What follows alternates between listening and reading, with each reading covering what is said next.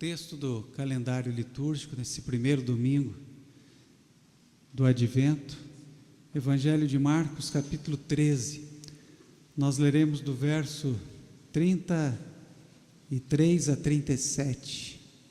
Estai de sobreaviso e vigiai, entre parênteses, e orai, porque não sabeis quando será o tempo. É como um homem que, ausentando-se do país, deixa sua casa, dá autoridade aos seus servos, a cada um a sua obrigação, e ao porteiro ordena que vigie.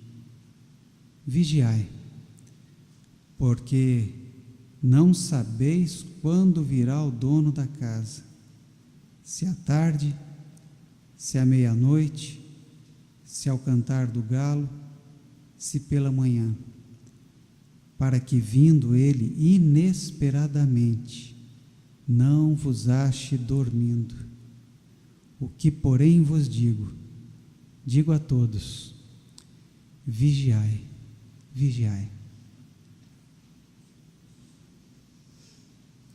Esse é o texto deste primeiro domingo do Advento, esse período de espera, de expectativa, esse período tão rico na vida da igreja.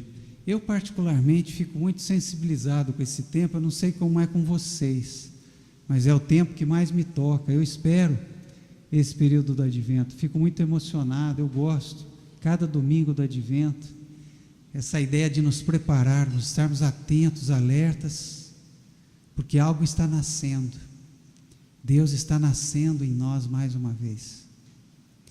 Então é uma experiência, uma espécie de gravidez. Todos nós nos sentimos engravidados, homens e mulheres.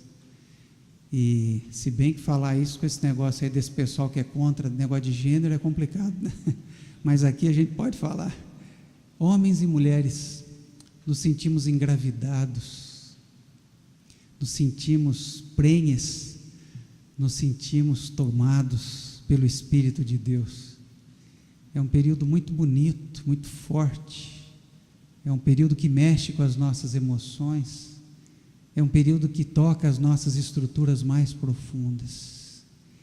Ele está nascendo, tu vens, eu já escuto os teus sinais. Curioso que nós comecemos o período do Advento com um texto escatológico. Esse texto seria o correspondente àquele capítulo 25 lá de Mateus, que a gente viu bem, com muita, ficamos muito atentos àquelas parábolas do capítulo 25, a parábola das 10 virgens, a parábola dos talentos, depois aquele último texto fortíssimo, escatológico, o grande juízo, o grande julgamento. E o capítulo 13 de Marcos, ele se inscreve também nessa perspectiva. Mas por que começar o período do Advento, hein, Miriam? Tão bonito, do Natal, com esse texto tão forte, com esse texto tão escatológico, com esse texto que está falando que devemos estar vigilantes e atentos, porque o inesperado está vindo, para o grande dia, o dia do Senhor. O que quererá dizer toda essa linguagem escatológica forte, que na maioria das vezes, infelizmente, provoca em nós mais medo do que entrega, abertura, espera? Eu acho que é isso que o texto quer nos mostrar, mas nós, com muita frequência, ficamos encapsulados pela ideia do medo aquele dia. Se a gente observar, nós não podemos ler esse texto na chave do medo, na chave do fechamento, na chave da paralisia, na chave do temor, porque é exatamente isso que o texto quer romper, é isso que Jesus quer romper, é isso que Jesus faz o tempo todo a mensagem de Jesus: não tenham medo, não tenham medo. Aí quando Jesus inclusive anuncia a paz, é sempre nesse contexto: as portas estão fechadas, o recolhimento acontece, abram-se, não tenham medo, a paz seja com vocês. E certamente, por que esse texto estaria fora disso? Essa é a grande chave de leitura da proposta de Jesus: abertura, alargamento, e não fechamento, e não anestesiamento, e não medo. Porque quando a gente olha para esse texto, escuta esse texto e ouve esse texto, nessa chave do fechamento e do medo,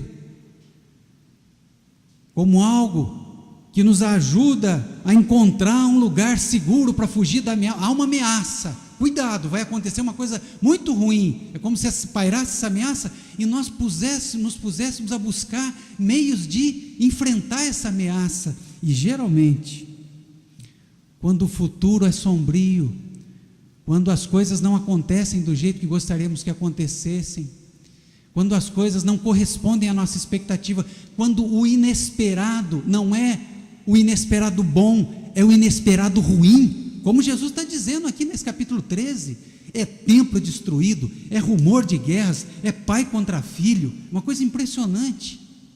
Mas é só nós abrirmos as páginas dos nossos jornais contemporâneos. Aí o que Jesus fala? Fujam, se escondam, saiam disso tudo. Qual é a proposta de Jesus? Toda vez que o medo nos assedia, toda vez que somos tomados por esse sentimento, geralmente a gente sai à procura de segurança, de algum lugar, algum bunker, algum lugar seguro que nos proteja. No fundo, todos nós tentamos fazer de tudo para que nada mude, que não haja perigo, que ninguém ponha e traga algum perigo para o nosso bem-estar, e ficamos na defensiva para defender a velha ordem de coisas, aquilo que acontecia no passado e que já não existe mais, e vamos aumentar a nossa segurança. Ora, essa é a reação instintiva diante da novidade, essa é a reação instintiva diante daquelas coisas inesperadas, geralmente que a gente não esperava e que não são muito boas, não são muito legais, as coisas difíceis da vida. É a reação instintiva de paralisia, de escondimento, de medo.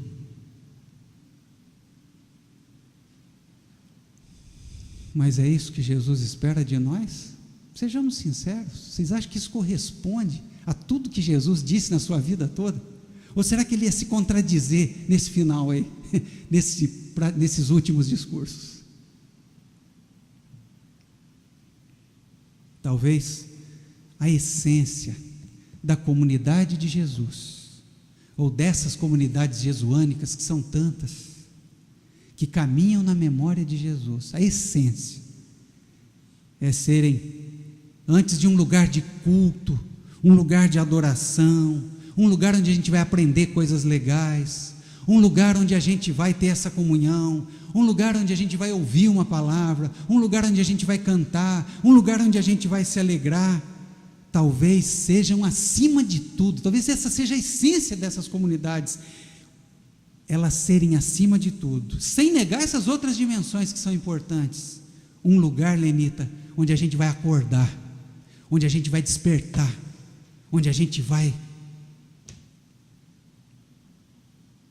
Eu me lembro de um culto de quarta-feira lá no Seminário Presbiteriano do Sul, o pregador, com aquela fala mansa, quarta-feira, imagina, os seminaristas, né? Aula de manhã, aula à tarde, futebol no final da tarde, e a gente ainda ia para o culto, porque tinha que ir, e de repente o pregador falando baixinho, baixinho, baixinho, baixinho, aí daqui a pouco ele deu um murro no púlpito, assim, e deu um grito, todo mundo acordou.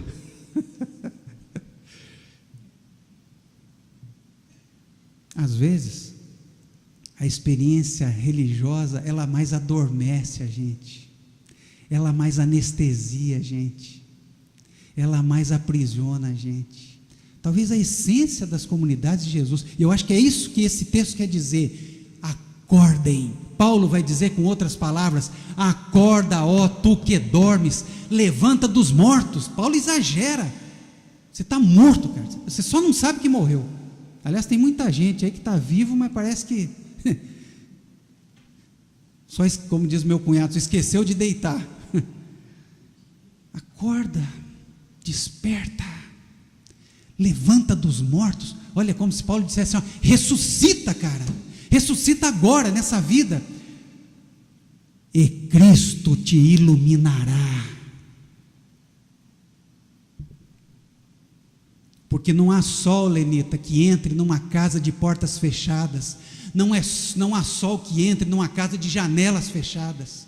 Abre, levanta, acorda.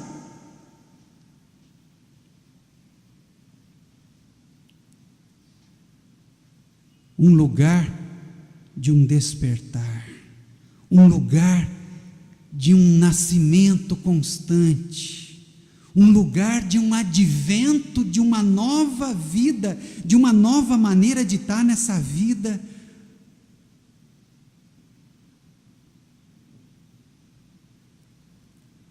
De vez em quando, como disse o padre Palaoro, um comentário bonito que eu li aí dele na internet, comentando sobre esse texto, de vez em quando ele diz assim, a gente tinha que ter a coragem de perguntar o seguinte para nós mesmo: você vive mesmo ou simplesmente sobrevive? Ou, para dizer que nem o meu cunhado, você está vivo mesmo ou já morreu e esqueceu de deitar? Às vezes ou outra a gente devia fazer essa pergunta: será que eu estou vivo? O Arnaldo Antunes falando dessa letargia, falando dessa apatia, falando desse sentimento assim de impotência e que nos deixa tão paralisados. Às vezes ele faz como se dissesse para o médico: doutor, eu não estou sentindo nada, não sinto uma emoção, não sinto nada, me faz alguma coisa, porque eu já não sinto nada. Doutor, qualquer coisa que me sirva, tem tanto sentimento, deve ter algum que sirva. Falando dessa apatia, com que muita frequência nos visita, ou essa apatia que nós visitamos, porque é o lugar mais fácil, é o lugar mais simples, é o lugar mais comum. Dormir na hora que a gente precisa ficar acordado. Claro que tem hora que tem que dormir, Lenita, e a Lenita tem o sono tranquilo, graças a Deus, né, Lenita? Nossa, é uma benção, né, a gente ter uma noite de sono e tal. Mas, Roberval, não dá para dormir no trabalho, né? Não estou dizendo que você dorme lá na Petrobras, né, Roberval? Não dá para dormir quando a gente está diante de alguma questão que nos toca, não dá para dormir diante de uma injustiça, não dá para dormir diante de um país numa situação como essa, não dá para dormir diante de tanta coisa ruim acontecendo na frente dos nossos olhos, não dá para dormir. Dá. Mas o mais fácil, o mais simples, o mais imediato é a gente procurar esse lugar de fingir que está morto. E é como se Jesus dissesse que você não está fingindo que você está morto, não, você está morto mesmo, mas não sabe. Então, Paulo, acorda, levanta dos mortos, desperta, desperta. Não são só as coisas negativas. Eu estou aqui enfatizando mais os aspectos negativos, porque, claro, né, para a gente não sair daqui todo felizinho, não sei o quê, mas às vezes são coisas boas que estão acontecendo diante de nós, são coisas boas e a gente não consegue curtir, a gente não consegue enxergar, a gente não consegue se deixar afetar por essas coisas boas. Aí chega lá no futuro, chega lá na frente, fica olhando para trás, aquele poema atribuído ao Borges, que diz que não é do Borges, né? Mas poesia não é de quem faz, mas é de quem precisa. Nesse sentido, olha para trás: ah, como eu gostaria de viver novamente. Ah, se eu voltasse a viver de novo, eu contemplaria mais entardeceres, eu ficaria mais perto dos meus filhos, eu ficaria mais perto dos meus amigos. Foi embora. O que Jesus está dizendo: acorda, é hoje, é agora. Talvez dos grandes inimigos da nossa vida seja a rotina, seja esse piloto automático, como diz o padre, né, Palaoro, no qual a gente coloca a nossa vida o tempo todo. A gente está sempre ligando lá no piloto automático. Claro que há vantagens Dá uma sensação de segurança, dá uma sensação de que estamos nos movendo sempre num terreno conhecido, num caminho que já conhecemos. Os hábitos são bons, eles nos permitem, às vezes, agir sem pensar, sem refletir. São aquelas coisas que fazemos de maneira insensata, ou seja, sem sentir, sem pensar, sem refletir, sem discernimento. E vamos levando. Quantas são as rotinas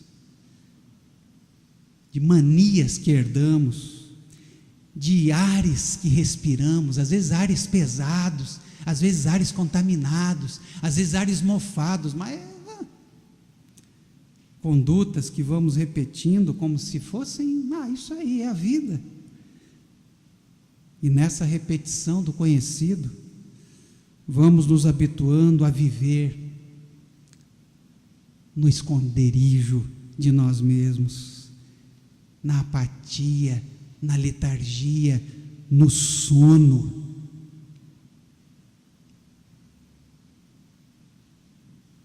E essa rotina vai encobrindo, vai disfarçando, vai mascarando, vai anulando, vai repetindo, e vai sendo uma espécie de colchão de comunidade, de comodidade, no qual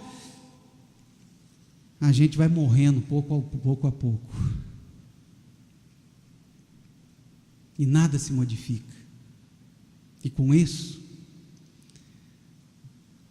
nós não nos abrimos ao inesperado. Nós não nos abrimos àquele que é sempre novo. Nós não nos abrimos àquele que faz novas todas as coisas. Eu não, quero ficar no velho. Aliás, velho gosta de rotina, criança gosta de rotina. Nós gostamos de rotina. E acho que a rotina tem um lugar na nossa vida, claro. Mas nós não podemos ser esses bichos domesticados pela rotina. Acordem, levantem dos mortos, o sol está brilhando, e deixa que Cristo brilhe em vocês.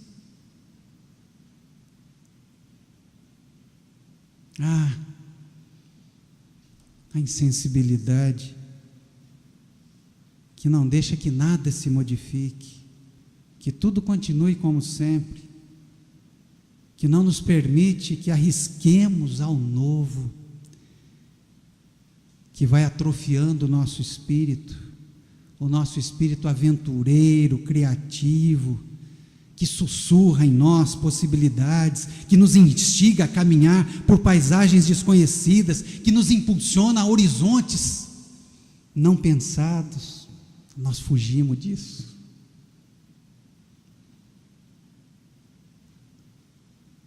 Principalmente quando o inesperado não é aquela coisa boa que a gente gostaria que acontecesse conosco.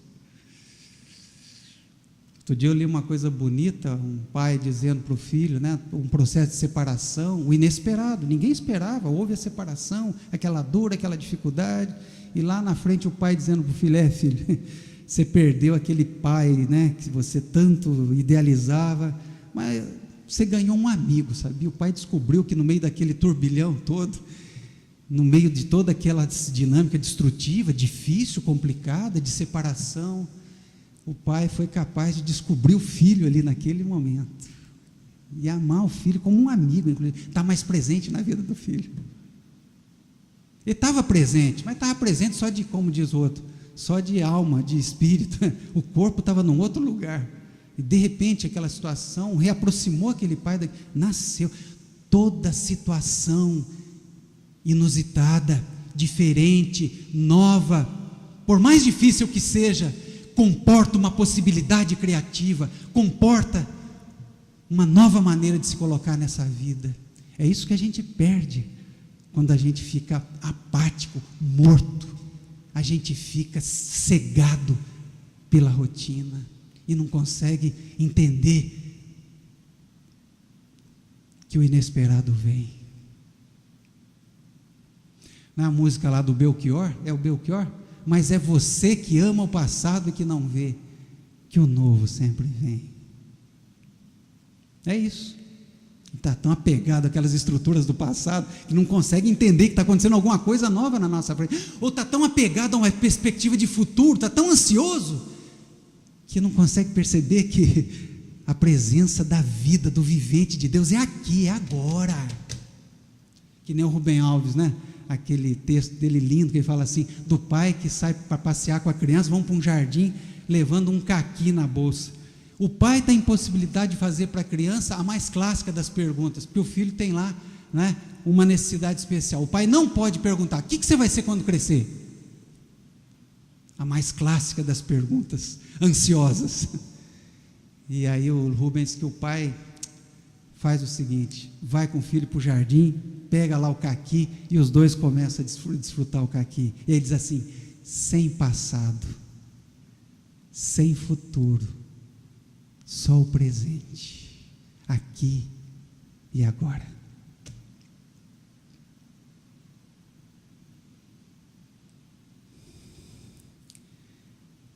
Aí está o advento, aí está mais uma possibilidade da gente se abrir para essa coisa que quer nascer dentro de nós. O Deus, o menino Deus. Por isso Anjo dos Silésios disse, nasça Cristo 1000 vezes, 30, 40, 50, 80 natais, como nós. Quantos natais nós temos comemorado aqui? E não nasça dentro da sua vida, ele terá nascido em vão.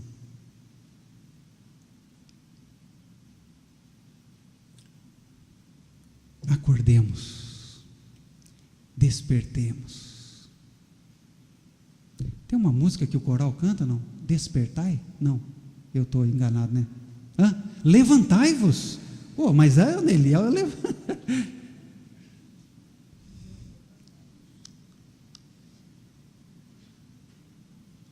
Levantemo-nos, porque é mais fácil ficar deitado. Pode ser, Lenita, melhor para a coluna, pode ser melhor para os nossos ossos, mas não é o melhor para a nossa alma. O melhor para a nossa alma é a gente acordar, é a gente estar mais ligado, é a gente ser mais consciente. Bruno, você poderá dizer para mim depois, Edson, mas tem hora que é melhor a gente não ter consciência das coisas. Talvez esse seja o pecado original, a consciência. E o que o Jesus de Nazaré quer de nós é que sejamos conscientes, sejamos mais e mais sensíveis, porque certamente desfrutaremos e seremos mais felizes nessa vida, tanto quanto sofreremos e teremos dificuldades nessa vida, mas que seja assim, que estejamos acordados, despertos, diante da vida, diante do nosso Deus, agora e sempre. Amém.